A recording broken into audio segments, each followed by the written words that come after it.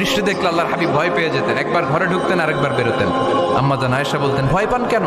আল্লাহর হাবিব বললেন, জানি না এই মেঘ থেকে বজ্রপাত এসে মদিনাটারে জ্বালিয়ে দিবে নাকি মেঘ থেকে বৃষ্টি এসে মদিনাটারে উর্বর করে দিবে, আমি তো জানি না, ভয় হয়। দোয়া করতেন, আল্লাহুম্মা আসকিনা গাইসান মুগীসান মারিআন মারিআন নাফিআন গায়রা দার আজিলান গায়রা আজিল। আল্লাহ, আপনি উপকারী বৃষ্টি দেন, এমন বৃষ্টি যেটাতে আমাদের রিজিক আছে, গবাদি পশুগুলোর রিজিক আছে। কল্যাণজনক বৃষ্টি দেন, ভালো বৃষ্টি হইলে তাড়াতাড়ি দেন, দেরি করেন না কোন। সুবহান।